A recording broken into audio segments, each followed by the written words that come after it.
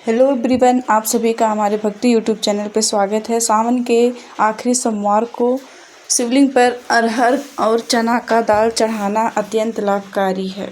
शिवलिंग पर अरहर की दाल चढ़ाने से सुख, समृद्धि और सौभाग्य की प्राप्ति होती है और दुखों से राहत मिलती है। माता पार्वती और शिवलिंग की पूजा कैसे की जाती है? तो सुबह जल्दी उठकर स्नान करने के बाद साफ कपड़े पहनकर व्रत का संकल्प लेंगे।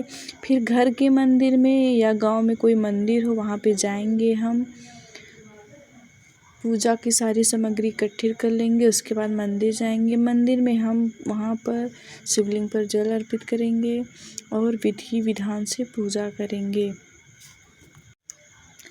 सबसे पहले शिवलिंग पर जल अर्पित करेंगे। ओम नमः शिवाय, ओम नमः शिवाय, ओम नमः शिवाय, ओम नमः शिवाय, ओम नमः शिवाय। श्री शिवाय नमस्तुभ्यं, श्री शिवाय नमस्तुभ्यं, श्री शिवाय नमस्तुभ्यं। शिवलिंग पर जल चढ़ाने के बाद उसमें जो बचा फूल है वो शिवलिंग पर अर्पित करेंगे और जो जल बचा है वो वहाँ पे छोटे छोटे भी शिवलिंग विराजमान है उस पे अर्पित करेंगे। नंदी जी पे अर्पित करेंगे, माता पार्वती पे अर्पित करेंगे।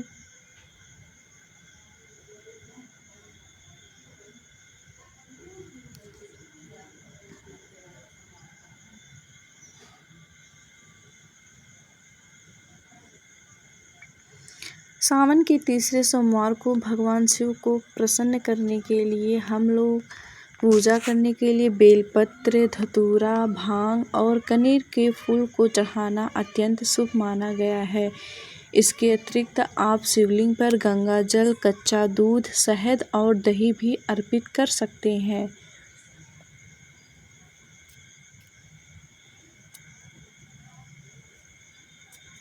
सबसे पहले हम शिवलिंग पर सफ़ेद पुष्प चढ़ाएंगे।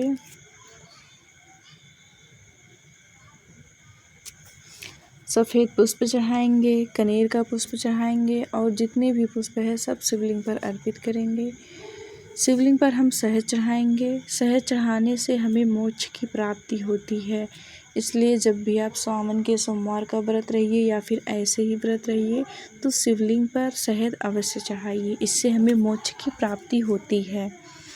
उसके बाद हम यहाँ पर माता पार्वती जी को चंदन लगाएंगे। माता पार्वती जी को सिंदूर सिर्फ सुहागिन महिलाएं ही लगा सकती हैं। हम लोग तो कुमकुम का इस्तेमाल करेंगे।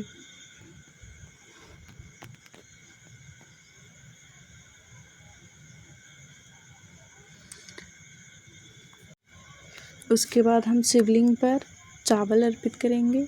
शिवलिंग पर चावल अर्पित करने से धन की प्राप्ति होती है। हमारे घर में धन की कभी कमी नहीं होगी। उसके बाद हम शिवलिंग पर इत्र समर्पित करेंगे। इत्र समर्पित करने से रोगों से मुक्ति मिलती है। आपके घर में कोई बीमार है या फिर रोग से ग्रसित है तो आप शिवलिंग पर इत्र समर्पित करिए, उससे आपके घर में रोगों से मुक्ति मिलेगी। उसके बाद हम शिवलिंग पर काला तिल समर्पित करेंगे। काला तिल समर्पित करने से पितरों की कृपा बनी रहती है। अगर आप पूजा करते हैं तो इसमें काला तिल अवश्य शिवलिंग पर चढ़ाइए, इससे पितृ दोष का निवारण होता है। मतलब कि पितरों की कृपा हम लोगों पर बनी रहती है, पितृ दोष नहीं लगेगा हम लोगों को, पितृ हमारे खुश रहेंगे। उसके बाद हम यहाँ शिवलिंग पर घी से ओम बनाएंगे। अगर आप शिवलिंग पर घी से, गाय के घी से ओम बनाते हैं तो आपको बल और तेज की प्राप्ति होगी।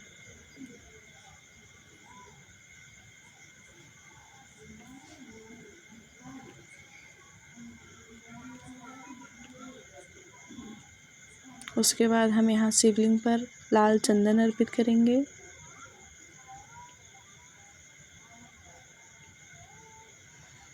और देखिए जलाधारी से जल निकल रहा था तो हमने वहाँ पे लोटा लगा दिया है।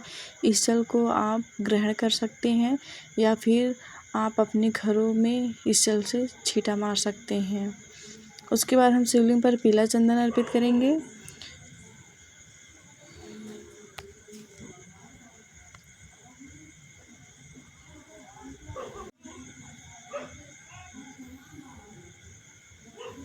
उसके बाद हम शिवलिंग पर काला तिल अर्पित करेंगे।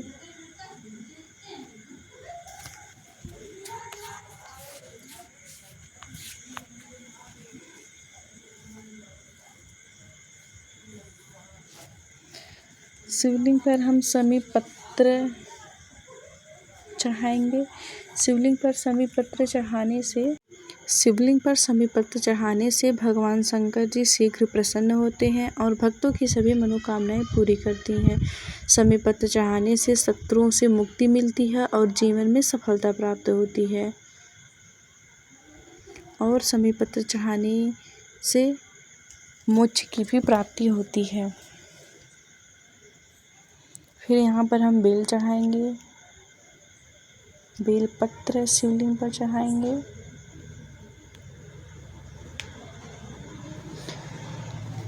बेलपत्र भगवान शिव जी को बहुत ही प्रिय है। इसे चढ़ाने से सभी मनोकामनाएं पूर्ण होती हैं। पर याद रखिएगा, सोमवार के दिन बेलपत्र ना ही तोड़ें। अगर आपको शिवलिंग पर बेलपत्र अर्पित करना है तो रविवार को ही तोड़ के रख ले, फिर आप सोमवार को इसको धोकर शिवलिंग पर चढ़ा सकते हैं। फिर यहाँ पर हम भोग लगाएंगे। आपके पास जो भी पुष्प हो, कनेर का, शमी पत्ता, बेल पत्ता, गुड़हल का फूल, गुलाब का, अपराजिता का पुष्प, जितना भी आपके पास है सब आप शिवलिंग पर समर्पित कर दें। कनेर का फूल भी भगवान शंकर जी को अत्यंत प्रिय माना गया है और इसे चढ़ाने से शुभ फल की प्राप्ति होती है।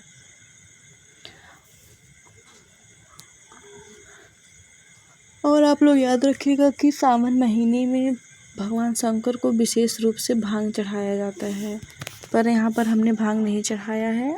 आप लोग चढ़ा सकते हैं।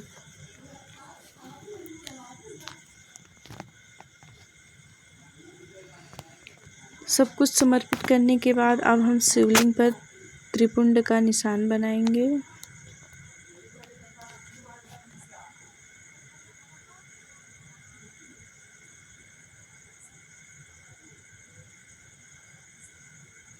आप त्रिपुंड पीले चंदन या सफ़ेद चंदन से बना सकते हैं। हमने यहाँ पर पीला चंदन और सफ़ेद चंदन मिक्स करके उसमें घी डाल के तब लगाया है, तो ये दोनों मिक्स होके ऑरेंज कलर बन गया है। त्रिपुंड लगाने के बाद शिव मंदिर में 3 बार ताली बजाने का प्रमाण है। आप लोग जब भी पूजा करके समाप्ति हो तो आप लोग शिवलिंग पर 3 बार ताली अवश्य बजाएं। अगर आपकी कोई मनोकामना है तो आप 1 लौंग का जोड़ा ले करके अपना मनोकामना बोल करके उसे आप कपूर के साथ जला देंगे। आपकी मनोकामनाएं जल्द ही पूरा होगी।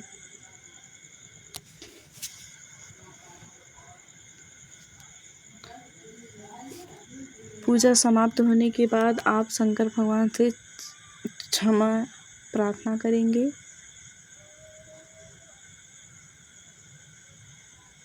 क्षमा प्रार्थना करेंगे कि हे शिव बाबा, हे भोलेनाथ, हे शंकर भगवान, अगर हमसे आपकी पूजा में कोई त्रुटि हुई हो, कोई गलती हुई हो तो आप माफ़ करिएगा। और सोमवार के दिन उपवास करना अत्यंत शुभ माना गया है। इस दिन सात्विक भोजन करें। सात्विक भोजन का मतलब फल खाएं और मतलब इधर उधर की चीज़ें ना खाएं, बाज़ार की। आप घर का सादा फल खा सकते हैं, चाय पी सकते हैं, दूध पी सकते हैं, फलाहार कर सकते हैं और शिव चालीसा करें। इस दिन भजन कीर्तन आदि करना भी शुभ माना गया है। सोमवार व्रत कथा जरूर सुने।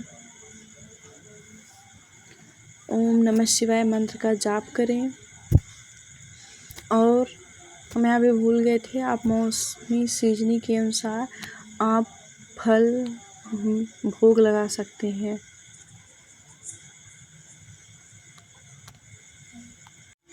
मौसमी अनुसार मतलब कि आप 5 प्रकार के ऋतु फल, विशेषकर मौसमी फल भगवान शिव को अर्पित कर सकते हैं।